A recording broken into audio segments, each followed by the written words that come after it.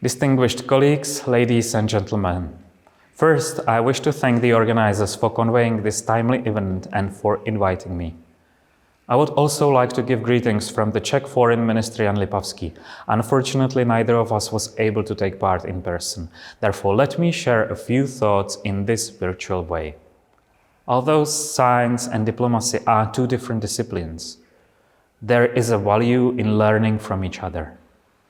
There are foreign policy fields where learning from research and development and reacting to its trends is needed and helpful.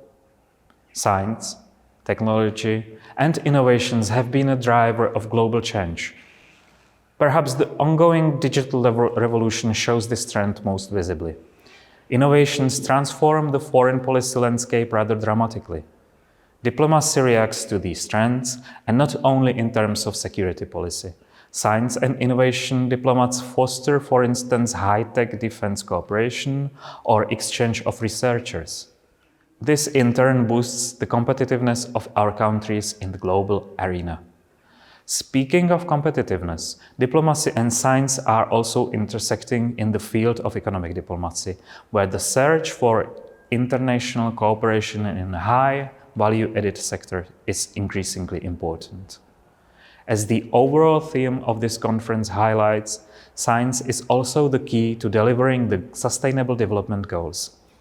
Achieving the 2030 Agenda for the Sustainable Development also requires evidence-based knowledge of efficiency of the adopted measures.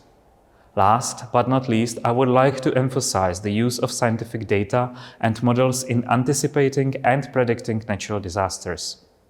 Disaster risk reduction in relation to fragility and climate security has been one of the topics of the Czech EU Presidency. We have succeeded in drafting and just yesterday endorsing Council conclusions on the role of DRR in EU external action. Let me add my personal take on the COP27 climate conference in Sharm el-Sheikh, where I had the opportunity to take opening part alongside the Czech Prime Minister Petr Fiala.